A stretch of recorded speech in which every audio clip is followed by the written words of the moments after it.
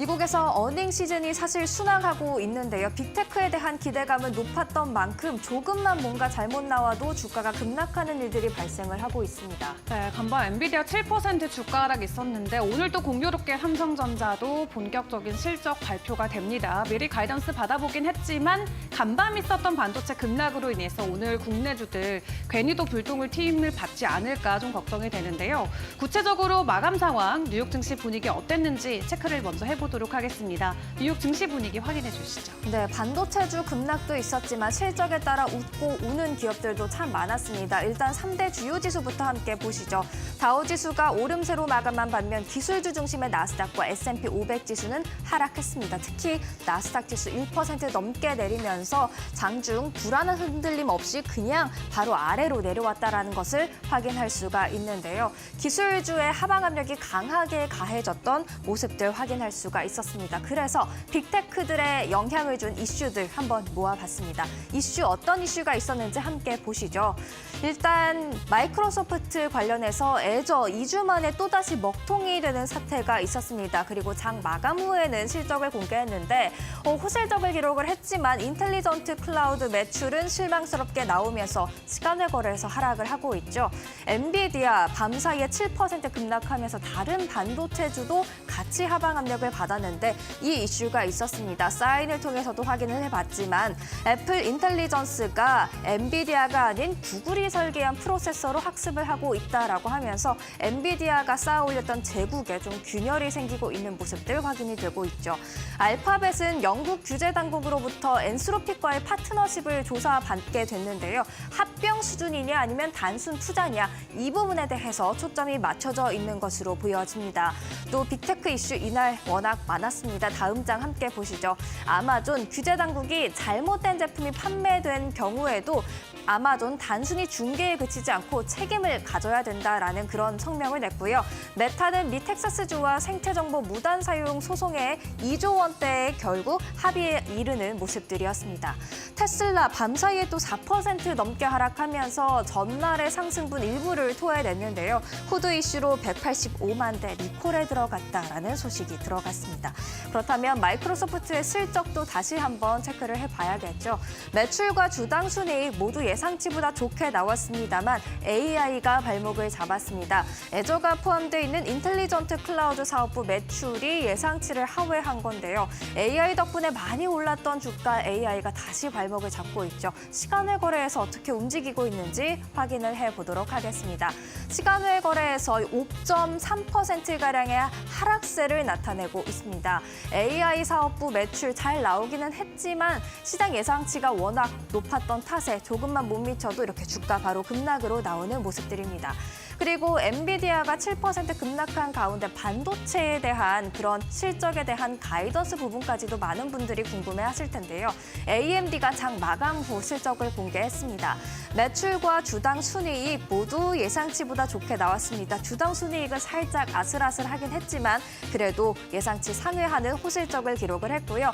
리사수 AMD CEO의 발언도 굉장히 긍정적이었습니다.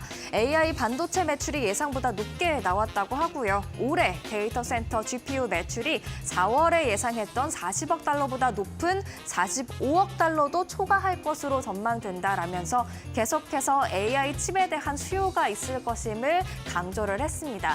덕분에 AMD는 시간외 거래에서 반등세를 보이고 있습니다. 함께 확인을 해보시죠. AMD 시간외 거래에서 지금 7% 넘는 급등세 나타내고 있다는 점 확인할 수가 있었습니다. 이렇듯 AI가 지금 실적의 중심이 되고 있습니다. AI 관련 매출 꼭 확인해 보셔야 될 것 같습니다. 그렇다면 8월 1일에 또 현지 시간 기준 실적을 발표하는 기업들 대거 몰려 있는데요. 이들 지금 매수를 해도 될까 궁금하시죠? 일단 애플, 에버코어 ISI가 아웃퍼폼 의견을 제시했습니다. 2분기 실적 예상치 상회할 것으로 기대되고 3분기 가이던스도 긍정적으로 본다라는 의견인데요. 에버코어 ISI 말고도 다른 월가 증권사들 애플 실적 발표를 앞두고 앞두고 계속해서 긍정적인 코멘트를 제시하고 있습니다. 아마존 같은 날 실적을 공개합니다. UBS가 매수 의견 제시하면서 목표 주가도 소폭 올렸는데요. 실적 앞두고 기대가 된다라는 코멘트였고요. 로블록스 1분기에는 실적이 좀 실망스러웠죠. 역시나 1일 실적을 공개하는데 뱅크 오브 아메리카가 매수 의견을 제시했습니다. 1분기 실망스러운 실적이 일시적이었는지 이번 분기 실적을 통해서 확인할 수 있을 것 같다라는 이야기를 제시했습니다.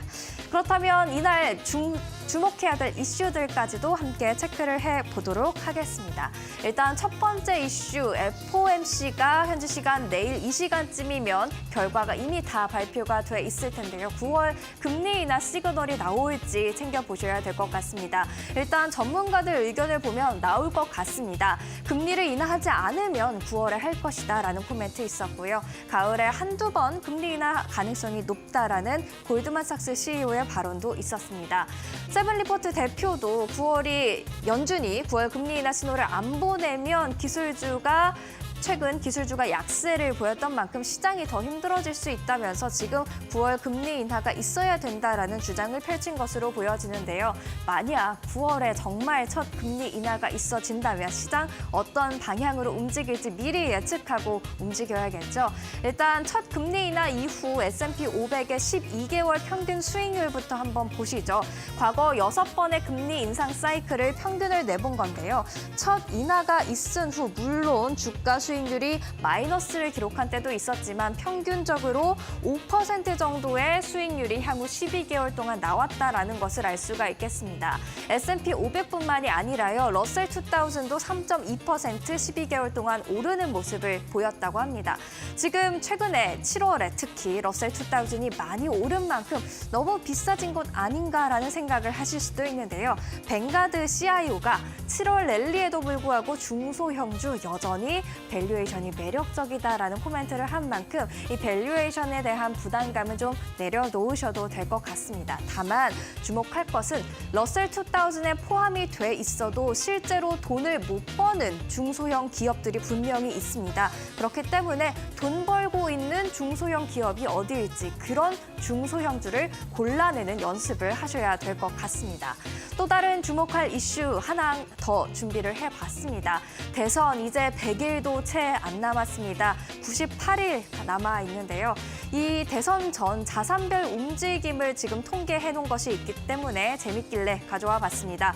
S&P 500 지수 대선 전까지 대체로 오르는 모습입니다. 75%의 상승 비율을 나타내고 있고요. 그동안 4.4%의 수익률을 안겨다 주죠. 그런데 가장 주목할 것은 빅스 지수, 변동성 지수가 아닐까 싶습니다.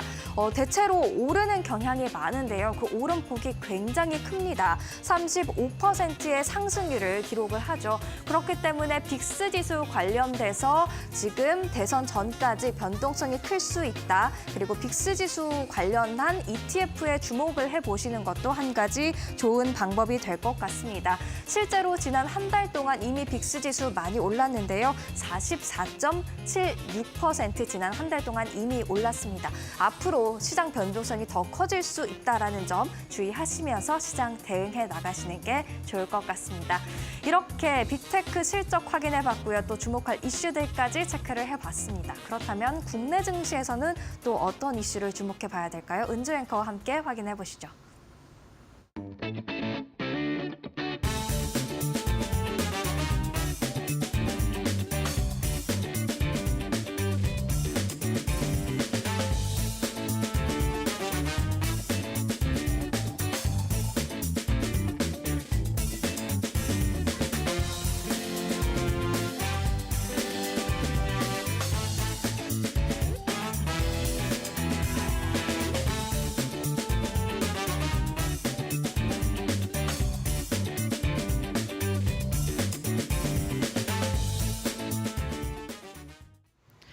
네, 여름이 벌써 반이 지나가고 있는데 우리가 기다리던 썸머 랠리는 어디로 간 걸까요? 어제도 국내 증시 하락으로 마무리가 됐는데 어제장 다시 한번 정리해보고 오늘 개장 전 확인해볼 이슈들까지 점검해 드리도록 하겠습니다. 어제 코스피와 코스닥 지수 보시면 모두 하락세로 마무리를 했었죠. 코스피는 0.9%, 코스닥은 0.5%의 지수 하락이 나왔는데 다만 여기서 주목해볼 부분은 코스닥 쪽에서의 거래 대금이 현저히 낮은 상황인 것 같습니다. 7월 들어서 나왔던 거래 대금, 올해 들어서 나왔던 역대 최저 거래 대금 상위권에 다 이름을 올리고 있을 만큼 약간은 소외감을 강하게 받아가는 모습이 지수단에서도 나오고 있는데요. 그렇다면 기관들과 외인들은 어떤 종목들에 일단은 관심을 두고 있는지 그 리스트를 확인을 해봐야 될 것 같습니다. 어제 2차전지 대형주 단에서의 상승 흐름이 조금 있었죠. 테슬라 관련된 이슈로 올랐는데 추후에 다시금 설명을 드리도록 하겠고요. 관련해서 에코프로비엠 상위권에 이름을 올렸습니다. 그리고 기술 수출 이전과 관련해서 또 새로운 소식을 전해온 알테오젠 그동안 늘 1위권에 있다가 어제는 코스닥 쪽에서는 2위권에 이름을 올리기도 했고요. 또 지주사들 계속 좋습니다. 지난주부터 지속적으로 시장에 관심을 받아가고 있는데 주주 환원 정책과 관련해서 본격적인 가시화 단계에 들어갔다라는 평가와 함께 우리 금융지주, 하나금융지주, 코스피 쪽에서도 상위권에 이름을 올리기도 했습니다.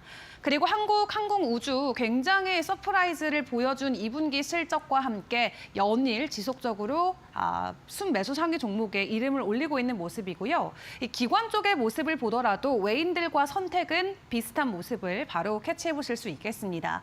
동일하게 방산주인 한국항공우주와 한화 에어로스페이스 긍정적인 2분기 실적과 함께 어제 기관 쪽에서도 매수 흐름을 이어줬고요. 신한지주 5천만 주 자사주 소각한다 주주 환원 정책에 적극적인 행보를 보이면서 연일 상위권의 이름을 동일하게 올리고 있습니다.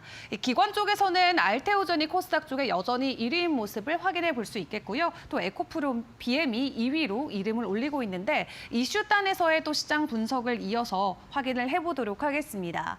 어제 또 새로운 테마주가 시장에 부각이 됐습니다. 바로 정부 정책과 관련된 부분인데요. 이 환경부가 기후 위기를 대응하기 위해서 댐을 짓는다고 합니다. 후보지가 지금 14곳으로 발표가 됐는데 앞으로 우리나라 국민 220만 명이 사용 가능한 2억 톤 이상의 물을 공급할 수 있을 것으로 기대한다면서 후보지 발표를 했고요. 관련해서 이 건설주들 급등하는 모습이 나왔습니다. 우원개발과 이화공영이 상한가 안착을 하면서 어제 우원개발은 바로 52주 신고가 돌파해주는 모습이 포착이 됐고요. TMF 관련주들 여전히 시장에서는 급등하는 모습이 나오고 있죠.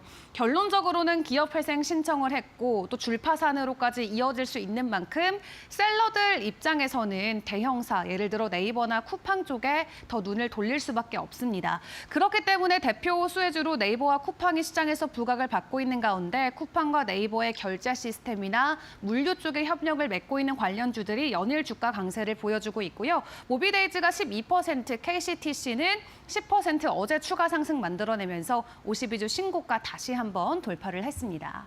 그리고 앞서 말씀드렸던 어제 대형주 단에서 2차전지 관련주들의 흐름 좋았다라는 부분 바로 테슬라 소식으로 인해서 어느 정도 영향을 받은 것으로 보여지고 있는데요. 그 지난날 미국 증시에서 모건 스탠리가 테슬라를 자동차 업종 안에서 최선호주로 제시를 했습니다. 그리고 목표 주가를 310달러 선까지 올려 잡았는데 해당 소식으로 인해서 오랜만에 에코프로 관련주들 그리고 LG솔루션까지 상승을 했고요. 어제 코스피 시총 상위 10개 종목 안에서 유일하게 오른 게 바로 LG 에너지 솔루션이 될 것 같습니다.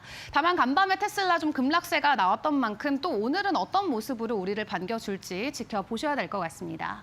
또 오늘 우리가 개장하기 전에 확인해볼 이슈들까지 체크를 해보도록 할 텐데요. 첫 번째는 바로 어제 또 단독으로 전해졌던 소식이었습니다. 포스코 인터내셔널이 SG와 함께 손을 잡고 우크라이나 재건에 나선다라고 하는데 포스코는 이미 그룹주 차원에서 우크라 재건 TF팀까지 꾸려놓은 상황입니다. 철강 쪽뿐만 아니라 식량이나 2차 전지 소재, 에너지와 인프스트럭처 등 여러 가지 방면에서 우크라이나 재건과 관련된 모멘텀을 많이 받아가고 있었는데요. 다만 다만 이번에 포스코 인터내셔널 차원에서는 처음으로 아스콘 사업에 진출하는 게 된다고 합니다. 그래서 포스코인터가 사업 발굴을 하고 수주를 나서면은 SG는 제조를 하고 시공하는 쪽으로 진행을 한다고 하는데 SG그룹 같은 경우는 사실 지금 우크라이나에 있는 유일한 한국의 현지 법인을 설립한 기업으로 이 우크라이나 재건과 관련해서 굉장히 적극적인 행보를 보여왔던 기업인데요. 포스코와 SG가 만나서 추가적인 재건주들의 가격 상승이 나올 수 있을지 보셔야겠습니다. 그리고 이번에 새로 진출하는 이 아스콘 사업 같은 경우는 또 친환경 쪽 아스콘 사업으로 분류가 되는데 앞으로 인도와 인도네시아 안에서도 수요가 충분히 있기 때문에 앞으로도 동반해서 진출할 가능성까지 제기되고 있는데 대표적으로 두 종목 오늘 시세가 나올 수 있을지 챙겨보시면 좋을 것 같고요. 전날 종가 상황 먼저 체크해드리도록 하겠습니다. 최근 재건 관련주들 많이 급부상했었습니다. 지난주부터 주가 변동성 있었는데 SG그룹 어제도 두 자릿수 이상 큰 폭의 상승을 보였고요. 포스코인터내셔널은 2.6% 가격 하락이 나왔는데 오늘 동반 상승으로 장을 이끌어갈 수 있을지 체크해보시면 좋겠습니다. 두 번째 이슈 보도록 하겠습니다. 오늘 국내 증시에서 가장 큰 이슈가 되겠죠. 바로 삼성전자의 실적입니다. 일단 미리 확인했던 잠정 실적을 통해서 이미 서프라이즈는 다 주가에 어느 정도 좀 반영이 됐을 수도 있겠습니다. 영업이익이 10조 원 이상으로 나오면서 전년 대비해서 1,400%가 넘었고요. 삼성전자의 영업이익이 이렇게 10조 원을 넘겨선 것은 7개 분기 만에 또 처음이었다고 합니다. 그 안에서도 유독 반도체 부분에 영업이익 호조세가 눈에 띄었는데 지금 증권가에서 예상하는 거는 4조에서 5조 원 정도 규모고요. 업계가 예측하고 있는 게 6조 원 안팎입니다. 근데 SK 쪽의 2분기 반도체 실적이 5조 원대로 점쳐지고 있기 때문에 삼성전자가 SK의 반도체 2분기 실적을 넘겨설 수 있을지가 주요 관전 포인트가 될 것 같고 다들 잘 아시겠지만 결론적으로 삼성전자는 엔비디아로부터 이퀄 테스트 통과를 해서 HBM을 강화해가는 게 추가적인 삼성전자의 상승 모멘텀이 될 수밖에 없겠습니다. 그래서 반도체 수익성의 핵심이 되는 HBM 전략들 또 공개가 될 수 있을지 지켜보시고요. 다만 하나의 리스크입니다. 작은 부분이 될 수는 있겠지만 노조 이슈 계속 있다라는 거 대응책이 나올 수 있을지 이 부분도 주목을 해보시면 좋겠습니다.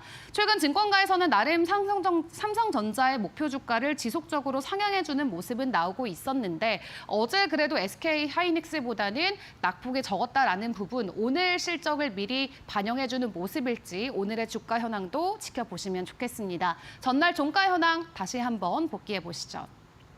어제 약보합권에 마쳤습니다. 8만 선원 선에 마무리가 됐는데 일단 AMD 시간에서 실적 발표했을 때 GPU 데이터 센터 관련해서 가이던스 상향 조정이 됐거든요. 동일하게 삼성전자도 반도체 쪽 더 긍정적인 가이던스 제시가 나올 수 있을지 함께 지켜보시면 좋을 것 같습니다. 계속해서 개장도 이데일리 TV와 함께 하시죠.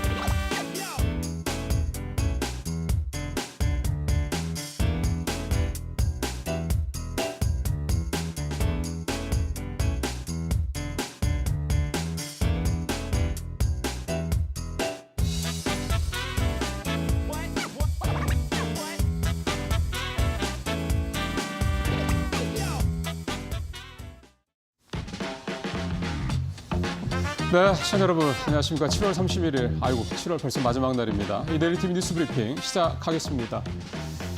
테슬라가 띄운 배터리주 가라앉은 실적은 이렇게 제목이 떠 있습니다. 요즘에 국내외 시장 가장 큰 특징을 보면 실적 발표가 돼서 실적이 괜찮은데 주가는 빠지는 이런 상황이 발표가 되고 있죠. 지난주 구글, 오늘 마이크로소프트가 대표적인 예가 될 것 같은데요. 이게 이제 향후 가이던스가 썩 좋지 않다라는 게 일단 큰 이유이긴 한데 어제 우리 시장에서는요 이런 요즘의 추세와 좀 완전히 거꾸로인 상황이 발생을 했습니다.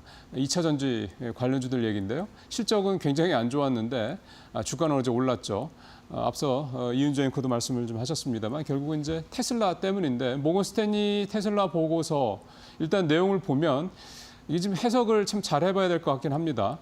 전기차 캐즘 때문에 완성차 업체들, 내연기관을 중심으로 한 완성차 업체들의 투자가 속도 조절에 들어가면서 테슬라의 시장 지배력이 더 높아질 거다. 핵심은 이제 그건데 따지고 보면 전기차 캐즘이 오래 갈 거다. 그리고 대중화가 그만큼 오래 된다라고 한다. 그러면 진짜 시장 사이즈가 좀 더 이상 커지지 않을 수 있다. 성장이 둔화될 수 있다. 이런 얘기가 돼서 어떻게 보면 2차 전지 관련주들한테는 악재가 될 수 있는 내용인데 어쨌든 그랬습니다. 표를 좀 보시면 어제 2차 전지 관련주들 얼마나 올랐는지 한번 잠깐 보죠. 에코프로비엠이 5% 넘게 가서 가장 많이 올랐고요. 에코프로머티도 2%, 에코프로, LG 다 1%대 이렇게 상승하는 모습을 보였는데 바로 그 옆에 표 보시면 어제 나왔던 2차 전지 관련주도 실적 좋지 않습니다. 에코프로비엠도 그렇고 에코프로머티도 그렇고 또 삼성 SDI 같은 경우도 매출 24%, 영업이익 38%가 줄었고요. 대표적으로 에코프로비엠 같은 경우는 매출이 57%가 줄었고 영업이익은 뭐 사실은 거의 100% 가까이 97%나 줄어드는 모습을 보였습니다. 2차 전지 관련주 관련해서는 악재가 하나 더 있는 게요. 리튬 가격입니다. 리튬 가격이 계속 떨어지고 있고 내년에 2025년에는 올해보다도 40%나 더 떨어질 것이다라는 전망까지 나온 상황입니다. 리튬 가격이 떨어지면 2차 전지 관련된 이 가격도 2차 전지 가격도 떨어질 수밖에 없죠. 배터리 가격도. 그렇게 되면은 2차 전지 관련주들 같은 경우는 당연히 매출 수익성 다 좋지 않을 수밖에 없습니다. 일단 현재 돌아가는 상황으로 봐서는 냉정하게 수치만 놓고 본다 그러면 2차 전지들한테 이 봄은 아직은 조금 먼 얘기 같다라는 생각이 좀 듭니다. 자, 다음 얘기 좀 해보죠. 금융바이오, 재미본 기관, 차, 배터리, 악수 등 개미.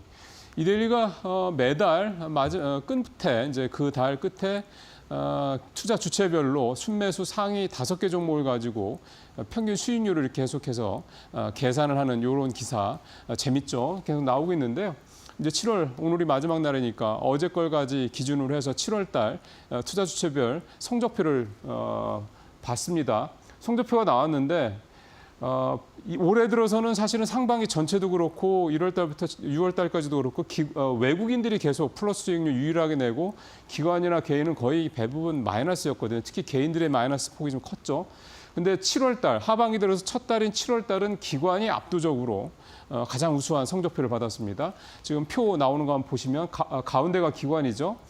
삼성전자, 신한주, 셀트리온, 넷마블, SK하이닉스 5종목을 샀는데 삼성전자 빼고 나머지 종목들은 다 수익률이 좋습니다. 특히 신한주주 10%가 넘게 올랐죠.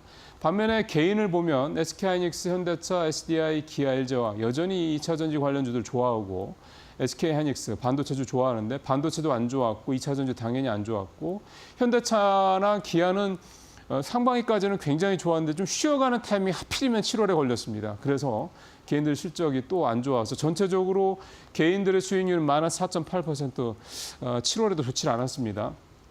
반면에 외국인은요.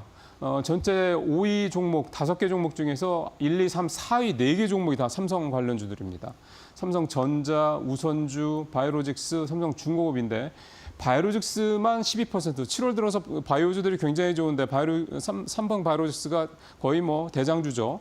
삼성 바이오로직스 외에 좋고 삼성전자랑 삼성전자 우선주는 뭐 삼성전자가 안 좋으니까 아무래도 그렇고 삼성중공업이 조선 쪽 삼성중공업 최근에 주가 좋고 이런 것들이 반영이 돼서 외국인은 마이너스 0.6% 그러니까 뭐 약보합 정도 개인의 하여간 상당히 좀 좋지 않았던 그런 모습이 좀 나타났습니다. 일단은 이게 보면 이것만 딱 보더라도 7월 달 들어서 그러니까 하반기 들어서 분명히 상반기와 이 종목 교체들 종목의 트렌드가 변화가 있고요. 특히 기관은 잘 나가는 종목들을 따라가는 이 소위 말하는 추세 추종이라고 그럴까요? 이 전략이 아주 성공을 했다 이렇게 볼 수가 있겠습니다. 일단 7월은 이렇습니다. 매달 계속 바뀔 거니까 한번 여러분께서 같이 한번 따라가 보시죠. 자, 세 번째 기사. 빅테크에서 발 빼는 개미 코스피 컴백은 글쎄. 빅테크 상학개미들이 계속해서 좀 보유 주식을 줄이고 있습니다. 매도를 하고 있다든지 이런 말씀이 되겠는데 특히 이제 오늘 뭐 마이크로소프트 실적도 나오긴 했습니다만 어제까지 그러니까 오늘부터 빅테크 실적이 본격적으로 발표되고 그 전인 어제까지 상학개미들이 빅테크 특히 매그니피선트 7 종목들을 중심으로 주식을 대고 매도하는 그런 모습이 나타났습니다. 표 한번 볼게요.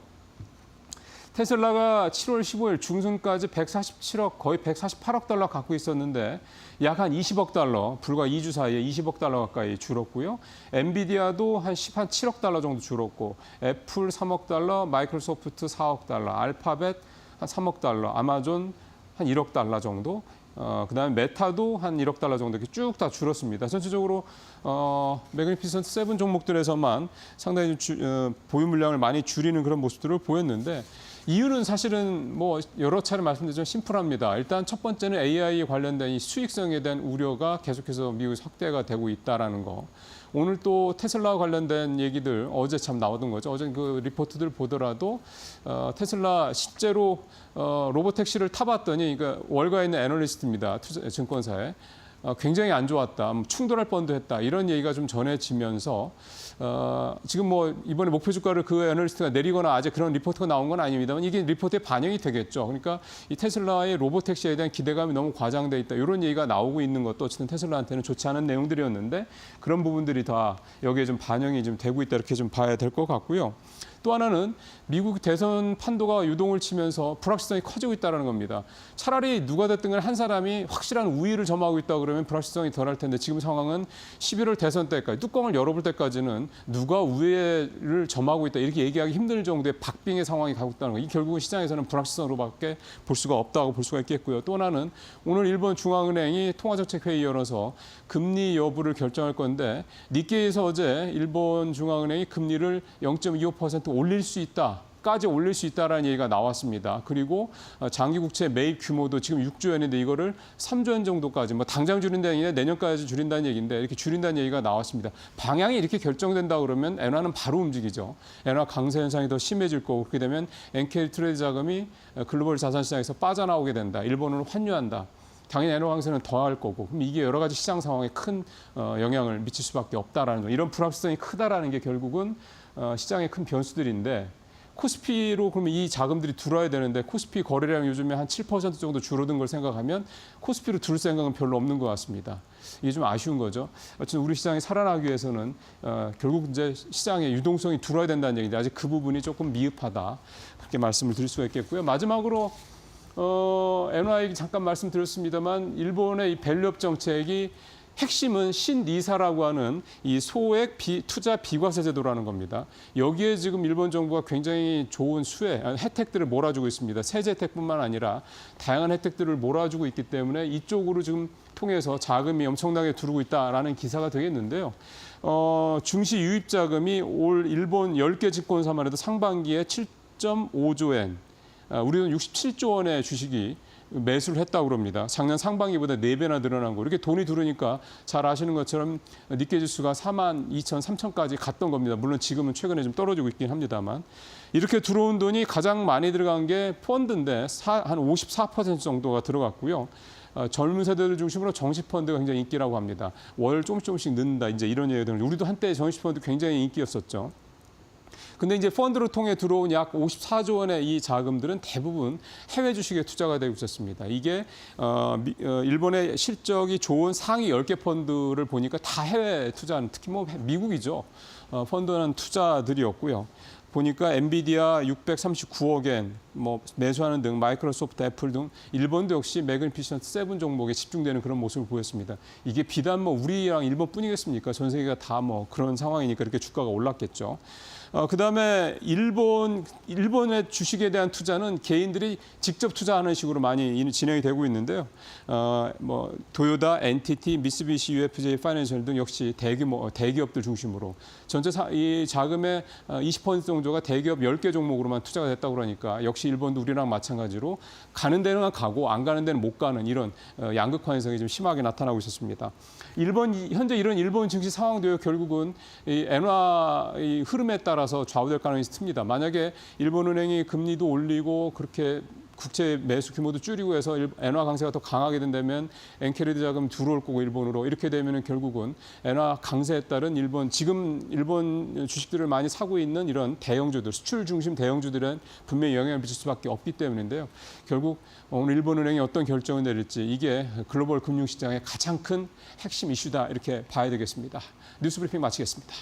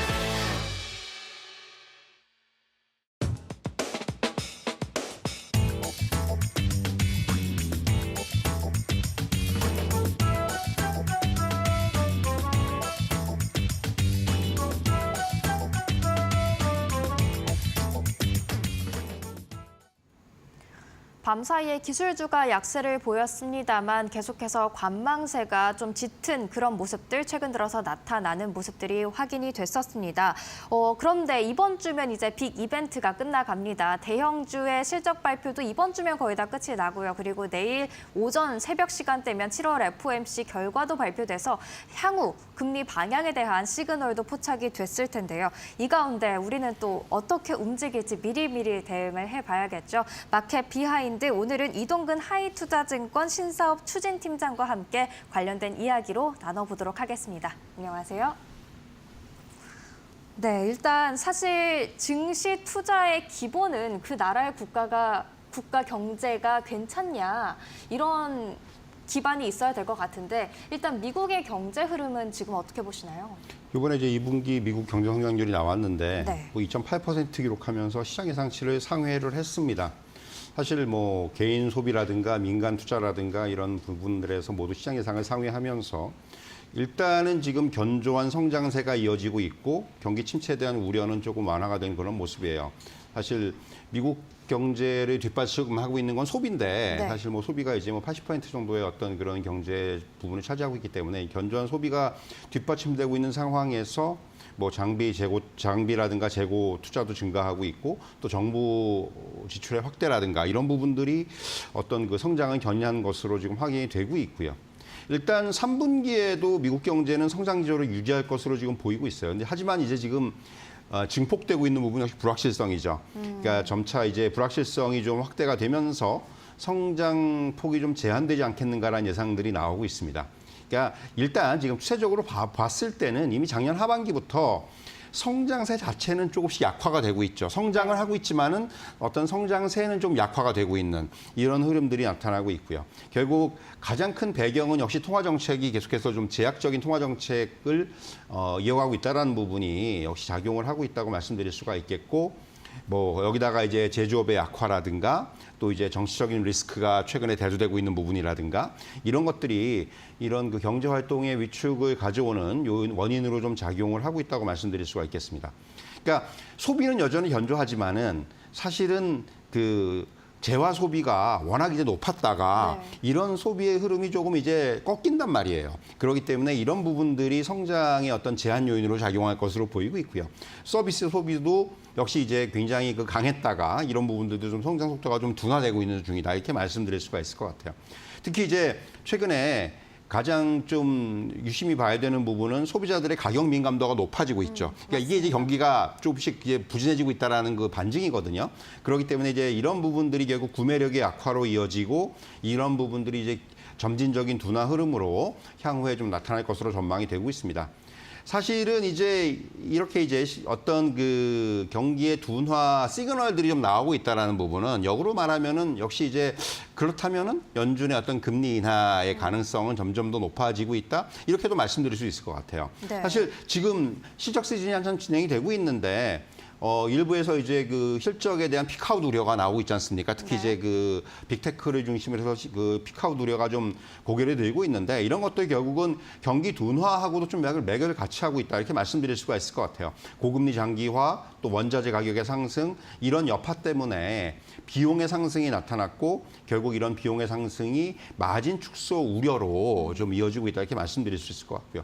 결국 이렇게 좀 실적 성장세가 좀 꺾이는 모습이 나온다면은 이런 것들은 노동 수요의 약화로 이어지면서 고용시장의 추가 악화를 초래할 수 있겠고요. 이 부분이 사실 연준이 어떻게 보면 가장 경계하는 부분이다. 아직까지 뭐 고용이 탄탄하다고 지금 지표가 나오고 있지만은 어떤 그 둔화의 시그널들이 나오고 이런 둔화가 급격히 꺾이면은 네. 사실 그게 제일 좀 이제 안 좋은 어떤 시나리오이기 때문에 그런 부분들이 가장 경계할 수 있다고 말씀드릴 수 있겠고 결국 하반기에 가장 중요한 부분들은 이러한 그 경기의 둔화가 지금 어떤 연준의 바람대로 좀 연착륙으로 이어지는 거죠. 그러니까 어떻게 보면은 지금 이게 급격히 나타나지 않고 서서히 나타나면서 연준이 결국은 이런 부분들을 금리 인하라든가 이런 걸 통해 가지고 연착륙을 유도할 수 있는 네. 이제 그런 부분들로 갈 수 있을지 여부 이런 부분들이 어떻게 보면은 가장 하반기의 중요한 포인트라고 할 수가 있겠고요. 결국 이렇게 이제 그 연준의 정책 결정의 어떤 경기의 둔화 여부가 이제 가장 강하게 작용을 하면서 금리 인하 시기라든가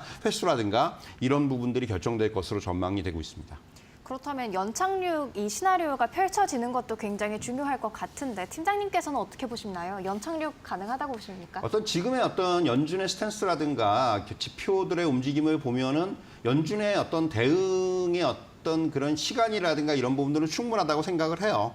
일단 뭐 지금 지표가 급격히 아직까지 꺾이는 모습보다는 역시 지금 어떤 연준의 좀 바람대로 조금 이제 서서히 좀 둔화가 되는 모습, 이게 고용이라든가 뭐 여러 가지 그 지표들을 보면 그렇게 나타나고 있기 때문에 그런 부분들에 있어서 연준의 대응이 나타날 수 있는 그러한 계기로 오히려 작용을 할 수 있지 않겠는가 이런 말씀 드릴 수가 있을 것 같습니다. 네, 그리고 또 밤사이에 또 반도체주가 급락을 했습니다. 엔비디아가 특히 7%의 급락세를 나타냈는데 국내 증시에도 영향을 많이 주다 보니까 많은 분들이 궁금해하실 것 같아요. AI 관련해서 실적이 이 부분에서만 조금만 안 좋게 나와도 지금 굉장히 호실적에도 불구하고 주가 하락하는 기업들이 많이 나오고 있거든요. AI 실적 부분에 대해서는 지금 눈높이가 높기 때문이다라고만 설명을 할 수 있을까요? 어떻게 설명을 할 수 있을까요? 사실 지금 기본적으로 그 AI 실적에 대해서는 역시 말씀하신 대로 이제 시장의 눈높이가 좀 너무 높아졌다라는 부분에 빼놓을 수는 없어요. 네. 사실 간밤에 이제 MS 같은 경우도 실적이 나왔는데 뭐 나쁜 거 아닙니다. 나쁜 게 아닌데 그러니까요. 사실 클라우드 부분에서의 그 예상치보다 조금 뭐 많이 덜 나온 것도 아니거든요. 근데 그런 것들을 빌미해서 주가는 크게 지금 시간에서 빠지고 있지 않습니까? 네. 이런 부분들이 그만큼 지금 시장이 얼마나 이러한 그 빅테크들의 실적에 있어서 민감하게 반응하는지, 단순히 실적이 잘 나오고 못 나오고의 문제가 아니고 향후의 어떤 전망 더 나가서는 세부적인 부분들까지도 이제는 어떤 이런 것들이 또 역으로 말씀드리면은 그 단순히 실적도 중요하지만은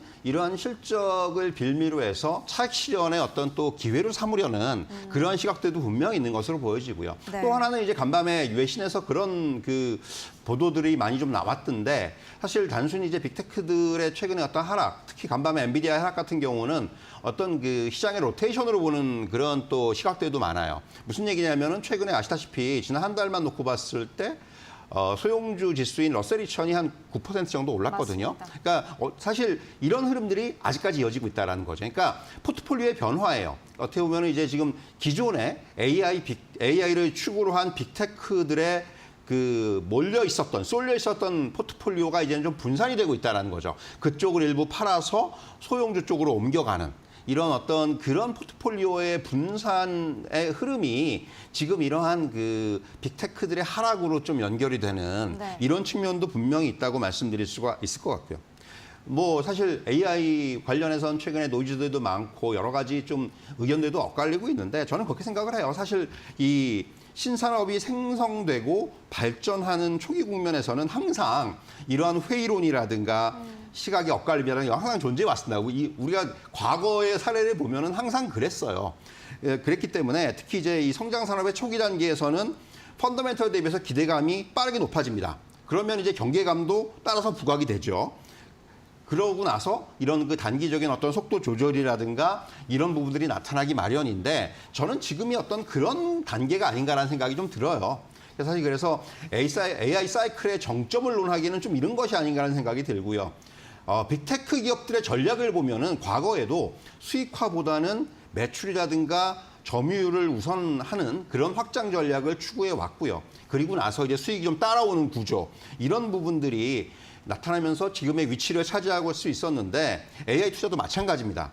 그렇기 때문에 향후에도 계속해서 투자 규모를 확대하는 흐름이 이어질 것으로 보여지고요. 이게 단기적으로 좀 노이즈가 나타날 것이고 간밤에 이제 그 어떤 그 리포트들을 좀 보니까 여전히 저하고 좀 비슷한 시각을 가진 사람들이 있더라고요. 보니까 이제 강세장은 유지가 되는데 지금은 강세장 가운데서 조정이다라는 그런 시각들이 있었는데 그래서 투자의 지속이라든가 산업의 성장은 이어지지 않겠는가 이렇게 말씀드릴 수 있을 것 같습니다. 그렇다면 이렇게 조정이 나올 때마다 조금씩 분할 매수하는 전략은 계속해서 유효하다고 보시는 거죠? 사실 이제 지금 단기적으로 엔비디아만 놓고 봤을 때 한 20% 이상 하락을 했죠. 그러니까 어떻게 보면은 이제 그런 위치상으로 봤을 때는 지금 그 어떤 리바운드가 나올 때가 됐죠. 기술적인 반등이라도 나올 때가 되긴 됐어요. 네. 다만 이제 이러한 흐름들이 언제 나타나느냐 이게 중요할 것으로 보여지고 결국 지금은 아직까지는 변동성이 조금 더 확대될 수 있는 국면임은 분명하고요. 지금은 그래서 먼저 좀 이제 단기적인 어떤 그런 기술적인 저점을 잡아가는 그런 부분들을 좀 확인하고 나서 대응이 필요하지 않겠는가 이런 말씀을 드릴 수가 있을 것 같습니다. 그리고 엔비디아가 급락해서 사실 어제도 엔비디아에 대한 소식이 나온 이후에 지금 SK하이닉스가 상대적으로 많이 빠졌었거든요. 오늘 국내 증시에서 SK하이닉스는 어떻게 생각하시나요? 사실 이제 지금 같이 움직이잖아요. 네. 사실 그래서 이게 따로 떼어놓고 볼 수 없고 SK하이닉스가 지금 19만 원 선이 무너졌죠. 마찬가지로 지금 같은 입장에 접근해야 될 것 같은데 결국은 이제 저점을 먼저 확인하는 과정이 필요할 것 같고요. SK하이닉스의 그 종목의 어떤 실적이라든가 보면 이번에 나무랄 데가 없어요. 다만 이제 이런 부분들 외부 변수라든가 이런 것들, 엔비디아의 영향력이라든가 이런 부분들이 좀 작용을 하는 측면이기 때문에 역시 지금은 마찬가지로 저점에 대한 그런 그 확인이 먼저 필요할 것으로 보여지고요. 뭐 다시 또 이제 어떤 사이클이 바뀔 수가 있다라는 측면에서는 SK하이닉스 같은 경우도 저는 뭐 이런 저점에서의 분할 매수가 이제 좀 가능한 영역으로 접어든 것이 아닌가 이런 말씀 드릴 수가 있을 것 같아요. 네, 조금은 침착하게 대응할 필요가 있어 보이는데요. 그럼 SK하이닉스를 이야기를 했으니까 사실 삼성전자 이야기 안 할 수가 없거든요. 또 오늘 실적 발표 날이기도 하고 어제 삼성전자는 상대적으로 선방을 했습니다. 구글과의 뭐 협력 관계가 부각됐다라는 점도 있고 뭐 실적 발표를 앞두고서 긍정적인 기대감도 있었을 텐데 삼성전자의 오늘장 흐름은 좀 어떻게 예상을 하십니까? 사실 오늘 이제 컨퍼런스 콜이 있는데 중요한 부분들은 역시 지금 시장에서 주목하고 있는 시장에서 기대하고 있는 거는 HBM이죠. 네. HBM과 관련해서 이제 그런 그 퀄 테스트의 통과 여부라든가 이런 부분에 대해서 코멘트가 있을지 여부 이런 것들이 제일 중요할 것으로 보여지고 더 나가서는 이제 하반기 더 나가서는 향후의 어떤 그 청사진 이런 부분들이 어떻게 좀 제시가 될지 뭐 이제 이런 여러 가지 캐파의 증설이라든가 또는 이제 이런 캐파의 조정이라든가 이런 부분 또 이제 그런 그 우리가 얘기하는 레거시 반도체 쪽에서의 어떤 캐파 또 이제 향후에 또 이제 어떤 그런 그 수요 공급이 좀 안 맞을 수도 있지 않습니까? 그런 네. 부분들이 최근 부각이 되고 있기 때문에 그런 부분에 대해서 어떤 청사진을 제시할지 그런 부분들을 보면서 좀 대응할 필요가 있을 것으로 보여지고요. 네. 사실 뭐 어떤 시장은 굉장한 걸 기대할 수도 있겠지만은 사실 그런 것보다는 저는 좀 원론적인 얘기를 할 것 같은데 앞에서 말씀드린 대로 제일 중요한 포인트는 역시 HBM과 관련된 그런 커멘트 여부 이런 부분들이 되지 않겠는가 이런 말씀 드릴 수가 있을 것 같습니다. HBM 관련해서 시장의 기대를 충족시킬 수 있을지 지켜봐야 될 것 같은데요. 블룸버그 통신이 하나 있더라고요. 이 삼성이 HBM을 오는 11월까지 엔비디아 성능 검증을 통과할 것 같다라는 보도가 있었는데 관련해서도 계속해서 주시할 필요가 있을 것 같습니다. 그리고 이제 내일 우리 시간으로 내일 새벽이면 FOMC 결과가 나오게 됩니다. 동결이 유력해 보이지만 9월 금리 인하를 위한 초석 다지기 발언들이 나올지 시장이 굉장히 관심을 가지고 있거든요. 7월 FOMC 이후의 시장 방향은 어떻게 전망하시나요? 사실 7월 FOMC 자체보다는 이번 FOMC에서 그 9월 FOMC의 그 금리 인하에 대한 힌트가 나올지 여부가 제일 중요한 거거든요. 네, 징검다리 역할을 그렇죠. 징검다리죠, 이번엔 사실은. 그래서 지금 시장이 주목하고 있는 부분들은 그런 겁니다. 이제 그 6월 FOMC 성명서에서 2% 물가 목표를 향한 완만한 추가 진전이라는 표현을 쓰면서 금리 인하에 한 걸음 다가섰다는 평가를 받은 바가 있는데 결국은 좀 더 적극적인 문구가 나올지 여부 이번에 만약에 그럴 경우에는 상당히 긍정적으로 반영이 될 거고요. 일부에서는 뭐 이번에 금리 인하 하는 거 아니야라는 얘기를 하시는 분들도 있는데 오히려 그거는 시장의 악재가 될 수가 있어요. 경기 침체에 그렇죠. 반영하는 네, 거다. 그거죠. 그러니까 얼마나 안 좋으면 벌써 금리 인하를 하겠느냐 이런 식으로도 받아들일 수가 있기 때문에 저는 뭐 그럴 가능성은 높지 않다고 생각을 하고요. 그래서 결국은 지금 페드워치 같은 경우도 9월 금리 인하 가능성을 100%로 반영을 하고 있단 말이죠. 네. 사실 그래서 9월의 금리 인하의 여부를 이번에 얼마나 힌트를 좀 적극적으로 주는지 여부 이 부분이 제일 중요할 것으로 보여지고요. 네. 그리고 나서 이제 9월에 만약에 금리 인하를 한다고 뭐 하면은 향후에 연준의 금리 인하 경로가 어떻게 될지가 제일 중요하죠. 올해 2번을 하는지 3번을 할지. 올해 이제 FOMC가 7월이 끝나면은 9월, 11월, 12월 3번이 남아 있는데 네. 지금 시장에서는 이미 3번 다 금리 인하 할 거라는 얘기들이 좀 지배적으로 나오고 있어요. 그만큼 이제 하반기 어떤 그 경기 둔화에 대한 그런 그 리스크를 좀 이제 자르기 위해서 연준의 어떤 그런 방향성이 나올 것으로 그 반영을 하고 있는데 어떻게 보면은 지금 이런 부분들, 그러니까 9월 금리 인하가 어느 정도 이제 결정이 됐을 때 그렇다면 이제 올해 몇 번 하는지 향후에는 이제 이 부분이 굉장히 또 중요한 어떤 그 관전 포인트가 되지 않겠는가 이렇게 말씀드릴 수가 있을 것 같고요. 네. 또 하나 빼놓을 수 없는 부분 이번 주에 앞에서 잠깐 언급해 주셨지만은 빅테크들의 실적 발표죠. MS가 나왔고 이제 AMD, 뭐 메타, 퀄컴, 애플, 아마존, 인텔 이번 주에 다 나와요. 그러니까 결국 지금 좀 이런 빅테크들의 실적에 시장이 그만큼 예민하게 반응할 수밖에 없기 때문에 어떻게 보면은 단기적인 시장을 움직일 수 있는 가장 중요한 영향력은 이러한 빅테크들의 실적이 아닌가 이런 말씀을 드릴 수가 있을 것 같아요. 네, 7월 FOMC와 빅테크 실적 잘 체크하고 넘어가셔야 될 것 같은데요. 그 가운데 변동성이 좀 커질 수 있기 때문에 변동성에 대한 대비도 하셔야 될 것 같습니다. 이렇게 마켓 비하인드 정리해 보도록 하겠습니다. 이동근 하이투자증권 신사업 추진팀장과 함께했습니다. 말씀 감사합니다.